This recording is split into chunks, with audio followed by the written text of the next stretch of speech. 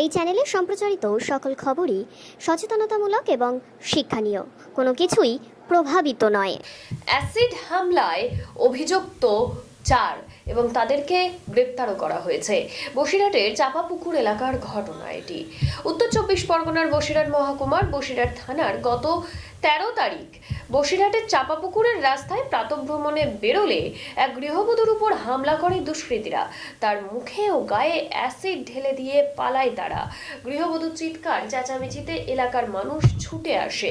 তাকে বসিরহাট হাসপাতালে নিয়ে যাওয়া হয় এবং সেখান থেকে কলকাতার সরকারি হাসপাতালে স্থানান্তরিত করা হয়। মহিলার বাড়ি বসিরহাট থানার ফাল্গুনী সিনেমা হল সংলগ্ন এলাকায়। এরপর মহিলার স্বামী রফিকুল মণ্ডল বসিরহাট থানায় অভিযোগ দায়ের করে। অভিযোগের ভিত্তিতে বসিরহাট থানার পুলিশ তদন্তের নামে গতকাল রাতে হেজবুল গাজী সহ মোট 4 জনকে গ্রেপ্তার করে বসিরহাট থানার পুলিশ।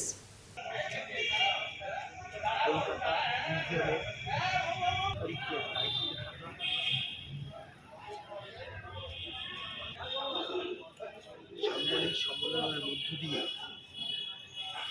এই এখনো পর্যন্ত